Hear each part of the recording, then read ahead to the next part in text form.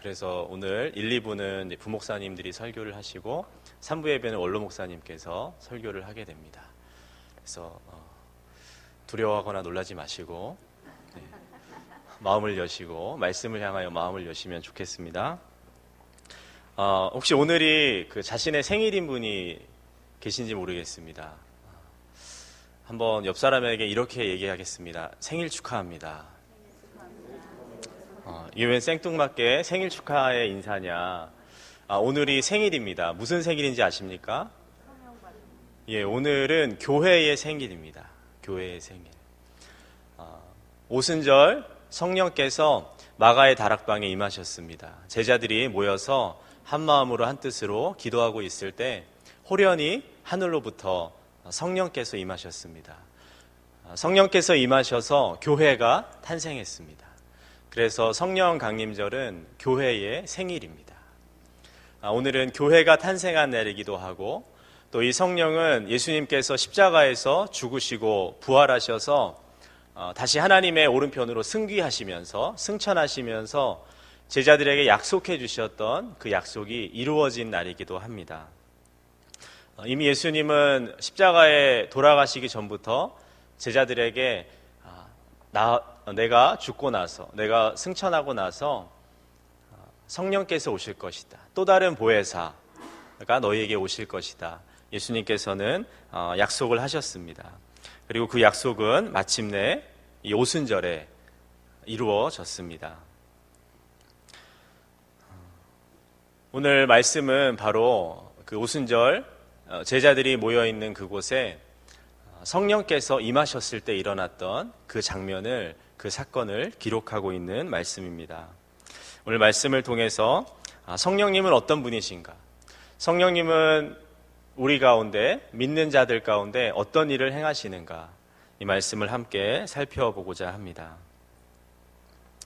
먼저 성령께서는 생명을 불어넣어 주시는 분이십니다. 우리 2절과 3절의 말씀을 다시 한번 읽어보도록 하겠습니다. 호련히 하늘로부터 급하고 강한 바람 같은 소리가 있어 그들이 앉은 온 집에 가득하며 마치 불의 혀처럼 갈라지는 것들이 그들에게 보여 각 사람 위에 하나씩 임하여 있더니. 오늘 말씀은 성령을 무엇에 비유하고 있습니까? 급하고 강한 바람 같은 소리가 있었다. 또 불의 혀처럼 갈라지는 것이 각 사람 위에 있었다. 오늘 성경은 성령을 바람에 또 불에 이렇게 비유하고 있습니다. 예수님은 그 요한복음에서 성령을 또 물에 비유하셨습니다. 누구든지 이 물을 마시는 자는 다시 목마르겠지만 내가 주는 물을 마시는 자는 그 배에서 영원히 솟아나는 생수가 되리라. 이것은 바로 성령을 가리켜서 예수님께서 하신 말씀이었습니다. 성경은 이처럼 성령 하나님을 바람에 또 불에 또는 물에 이렇게 은유하고 있습니다. 이것은 성령 하나님이 어떤 에너지나 물질이라는 어떤 우리가 인간이 갖지 못하는 신비한 힘이라는 뜻은 아닙니다. 성령 하나님은 성부와 성자와 더불어 같은 동일한 위격을 가지신 하나님이십니다. 성령 하나님은 우리가 예배하고 찬양하는 하나님처럼, 예수님처럼 똑같은 동등한 위치에 계신 하나님이십니다.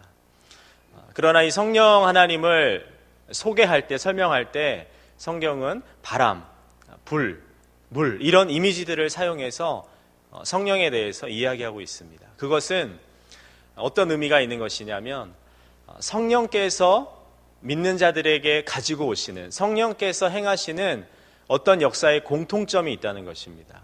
그것은 바로 성령은 생명을 불어넣으시는 분이라는 것입니다. 바람은 공기입니다.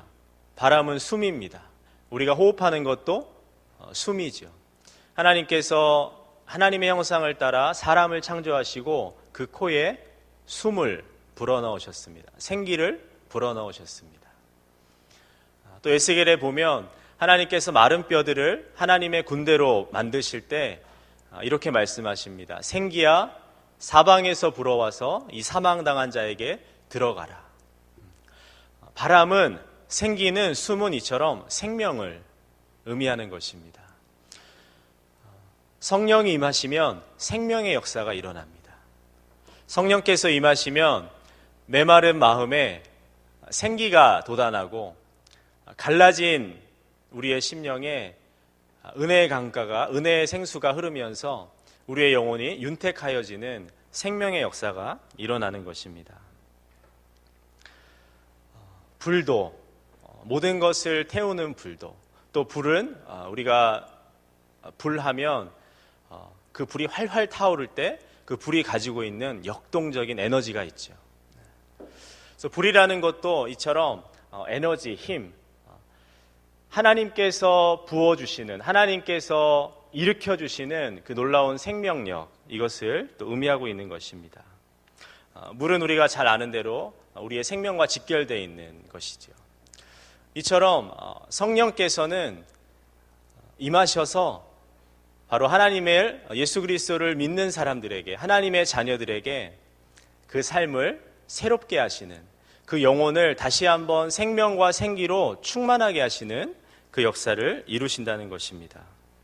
오늘 말씀에도 성령께서 이렇게 바람으로, 불처럼 제자들에게 임하셔서 예수님의 부활을 잘 믿지 못하고 있던 제자들, 또 예수님이 승천하신 후에 마치 모든 것을 다 잃어버리고 시리에 빠진 것 같은, 예수님이 눈앞에서 사라지신 후에 나는 이제 무엇을 붙잡고 살아야 하는가, 우리는 어떻게 살아야 하는가, 갈 길을 알지 못했던 제자들에게 성령께서 임하셔서 그들의 그 의심과 두려움을 몰아내시고 하나님을 향한, 예수 그리스도를 향한 그 믿음을, 신앙을 다시 한번 새롭게 하시는 그 역사를 이루고 계신 것입니다. 바라기는 우리에게도, 오늘 우리에게도 이 성령께서 임하셔서 우리 안에 주님을 향한 믿음과 그 사랑을 다시 한번 새롭게 하시는 그 은혜가 있기를 간절히 원합니다. 그 R.A. 토레이라는 목사님이 계십니다. 강원도의 태백에 가면 그 예수원이라는 공동체가 있습니다. 네, 이 예수원이라는 공동체를 세운 분이 대천덕 목사님입니다. 성공회 목사님입니다. 근데 이분의 그 아버지가 유명한 그 D.L. 무디와 함께 미국의 부흥운동을 이끌었던 목사님입니다. 이분이 예일대에서 공부를 하셨고 석학입니다. 그런데 자기의 삶 가운데 신학적인 지식은 많고 성경적인 지식은 많았는데 알 수 없는 영적인 목마름과 침체를 경험하고 있었습니다. 그런데 이분이 말씀 가운데 성령의 그 임재를 경험하게 됩니다. 많은 지식이 있었고 어려서부터 신앙이 있었고 하지만 뭔가 알 수 없는 영적인 침체와 메마름 가운데 살아가고 있던 이 토레이 목사님에게 어느 순간 성령께서 찾아오신 것입니다. 마치 1절에 나온 것처럼 호련이란 말은 갑자기, 예측할 수 없게 라는 뜻입니다. 호련히 성령께서 임하셔서 이 토레이 목사님을 새롭게 하십니다. 이 토레이 목사님의 삶에 있었던 모든 영적인 이 메마름과 갈증들을 다 몰아내시고 생기로, 생명으로 충만하게 하신 것입니다. 그 일 이후에 이 토레이 목사님께서 이 D.L. 무디와 함께 미국 전역을 돌면서 영적인 대각성 운동에 하나님께 귀하게 쓰임받은 그 이야기가 있습니다. 오늘 나의 삶이, 또 우리의 심령이, 또 우리의 가정이, 우리의 교회가 메마름과 무기력 가운데 또는 우울함에 빠져 있다면 오늘 우리는 그 어떤 것보다도 성령 하나님의 그 은혜를 구해야 합니다. 우리의 눈앞에 당장의 어려움을 해결하는 것도 중요하지만 그것보다 더 본질적인 것은 바로 성령께서 나의 심령에 임하셔서 우리의 가정에 임하셔서 우리 안에 있는 모든 이 영적인 답답함과 갈급함들을 씻어주시고 우리의 신앙을, 하나님과의 관계를, 예수 그리스도를 향한 우리의 사랑을 새롭게 해주시는 것입니다. 이 성령 강림절에 이 은혜가 우리 모두에게 있기를 간절히 축원합니다. 두 번째로 성령께서는 어떤 분이신가? 성령께서는 예수 그리스도를 증거하시는 분이십니다. 오늘 4절과 11절 말씀을 보면 제자들이 성령을 받고 나서 무언가를 말하기 시작합니다. 또한 14절부터 42절까지를 보면 성령을 받은 베드로가 무언가를 말하기 시작합니다. 성령이 임하면 말한다는 것입니다. 성령이 임하면 참을 수 없는 것이 한 가지가 있는데 그것은 말하는 것입니다. 무엇을 말하냐면 그것은 예수 그리스도에 관한 것을 증거한다는 것입니다. 성령은 놀라운 기사와 이적을 행하십니다. 성령을 받고 나서 제자들이 죽은 사람도 살리고 안진뱅이도 일으키고 귀신도 쫓아내고 수많은 기사와 이적을 행했습니다. 그러나 성령께서 행하시는 가장 본질적인 사역, 성령이 수많은 역사와 기적과 이사를 행하시는 이유는 한 가지입니다. 그것은 자기 자신의 능력을 과시하시는 것이 아니라 사람들을 놀래키고 사람들에게 어떤 깜짝 선물을 주시기 위해서 기적을 행하시는 것이 아니라 성령이 행하시는 기적의 한 가지 목적은 예수 그리스도를 증거하기 위함이라는 것입니다. 오늘 우리나라에 많은 교회가 있고 또 이단들이 있습니다. 진짜 신앙과 이단들을 구별할 수 있는 한 가지 기준은 귀신도 기적을 행한다는 것입니다. 귀신도 안진뱅이를 일으킬 수 있고 귀신도 병을 낫게 할 수 있다는 것입니다. 그러면 진짜 신앙과 거짓 신앙을 어떻게 우리가 구별할 수 있겠습니까? 그 기준은 한 가지입니다. 그것은 그 기적을 통하여서 예수 그리스도가 드러나시는가? 그 기적을 통하여서 예수님이 영광을 받으시는가? 그 기적을 통하여서 예수님의 십자가의 그 죽음과 부활 사건이 증거되고 있는가? 그 믿음으로 사람들을 이끌고 있는가? 이것이 참 신앙과 거짓 신앙을 판단하는 기준이 된다는 것입니다. 왜냐하면 성령의 역사는 그 목적만을 가지고 있기 때문입니다. 기적을 행하고서 사람이 영광을 받거나 기적을 행하고서 사람의 이름이 높아지고 사람이 칭찬을 받는 것은 성령의 역사가 아닙니다. 성령께서는 오늘 제자들에게 임하신 성령께서는 온전히 예수 그리스도만을 하나님께서 예수 그리스도를 세상에 보내시고 그 보내신 예수 그리스도가 십자가에서 죽으시고 부활하셔서 하나님을 믿는 모든 자에게 구원과 영생의 길을 주시는 분이시라는 그 사실 하나만을 성령께서는 증거하십니다. 오늘 제자들은 성령을 받고 나서 이야기하기 시작했습니다. 오늘 재미있는 표현은 11절 말씀에 보면 우리가 우리의 각 언어로 하나님의 큰 일을 말함을 듣는다라고 사람들이 이야기하고 있다는 것입니다. 이 당시에 예루살렘은 오순절이었기 때문에 민족의 명절이었습니다. 그렇기 때문에 전 세계에 흩어져 있던 유대인들이 다 예루살렘으로 모였습니다. 그래서 세계 각국에서 각 나라의 언어를 사용하는 사람들이 한 곳에 모인 것입니다. 그런데 놀라운 것은 제자들이 성령을 받고 나서 하나님의 큰 일을 말하기 시작했는데 그것이 자기 나라의 말로 다 들렸다는 것입니다. 그러니까 영어를 쓰는 사람은 영어로 그것이 들렸고 또 불어를 쓰는 사람은 불어로, 스페인어를 쓰는 사람은 스페인어로 자기가 살고 있는 나라의 말로 제자들이 다 말했다는 것입니다. 유대인들은 제자들은 학문이 높은 사람들이 아닙니다. 어부들이었고 세리들이었고 고등교육을 받은 사람들이 아닙니다. 다른 나라 제2 외국어를 구사할 수 있는 사람들이 아닌데 성령께서 임하시고 나자 그들이 방언으로 각 나라의 말들로 하나님의 큰일을 이야기했다는 것입니다. 하나님의 큰일이 무엇이겠습니까? 성경은 하나님의 큰일을 기록한 책이지만 하나님이 세상을 창조하시고 또 이스라엘 백성들을 바다를 육지처럼 가르시고 구원하신 그 일들, 여러 가지 성경에는 하나님이 행하신 큰 일들이 나오지만 성경에서 하나님이 행하신 가장 큰 일은 예수 그리스도의 십자가의 사건인 것입니다. 오늘 제자들은 각 나라의 말로 각각의 언어를 가지고 예수님을 증거하고 있는 것입니다. 성령 받은 사람들은 예수님을 증거하게 되어 있습니다.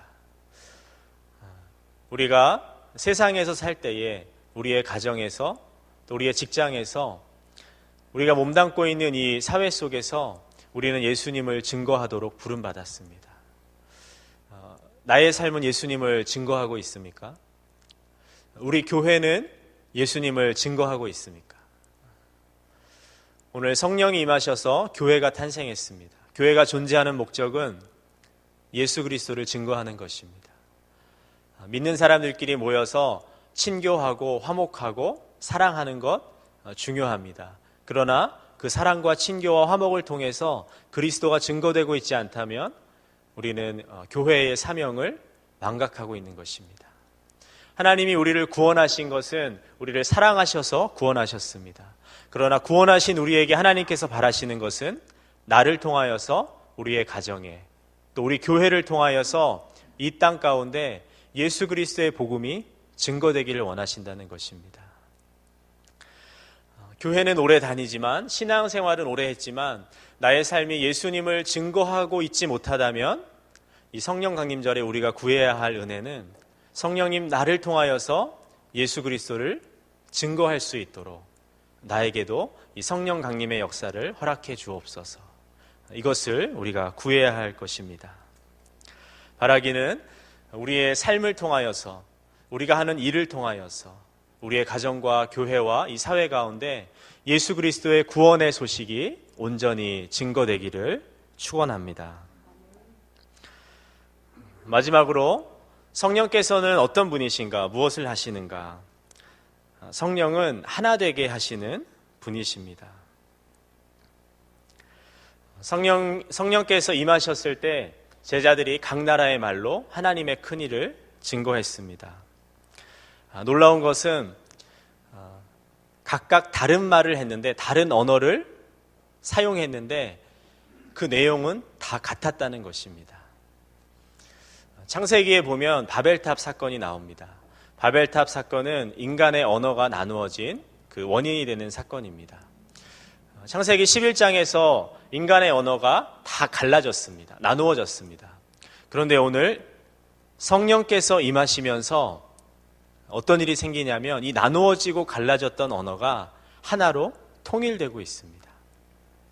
이 말은 물리적으로 우리가 사용하는 그 언어가 다 합쳐졌다는 뜻이 아닙니다.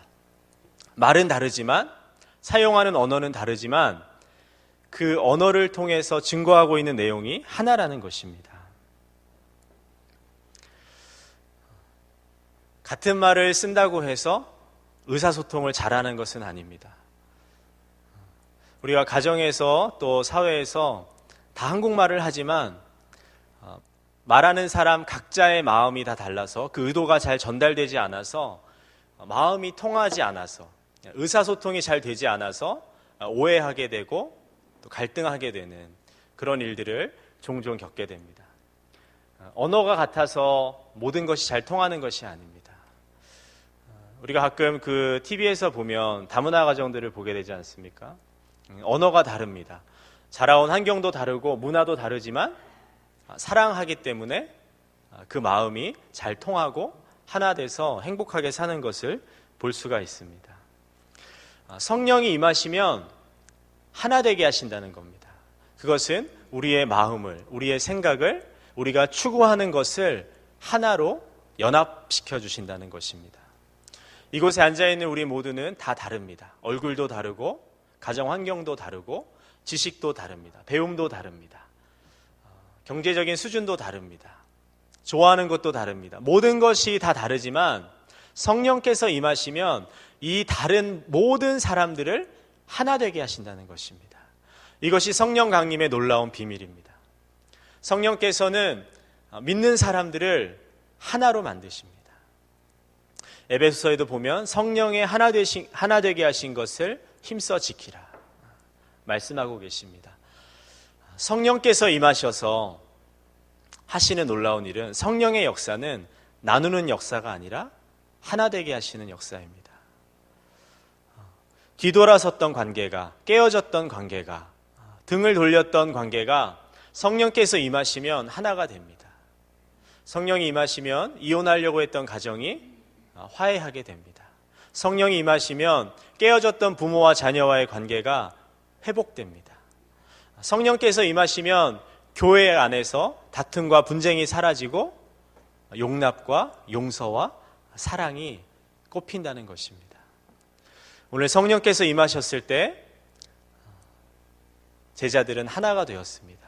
예수 그리스도만으로, 예수 그리스도의 그 구원의 복된 소식만으로 제자들은 하나가 되었습니다. 이 성령 강림절에 이 자리에 있는 우리 모두도 성령의 그 역사하심 가운데 우리의 마음과 생각이, 우리가 추구하는 것이, 기도하는 것이, 우리가 바라는 것이 온전히 예수 그리스도 하나만으로 연합할 수 있는 귀한 믿음의 공동체가 되기를 간절히 축원합니다.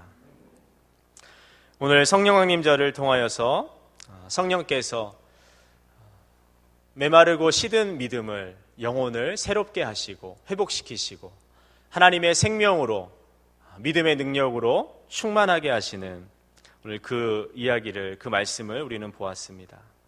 또 성령께서 임하셔서 예수 그리스도를 닮아가게 하시고 예수 그리스도만을 증거하는 삶으로 우리를 부르신다는 것을 우리는 또한 말씀을 통하여 살펴보았습니다.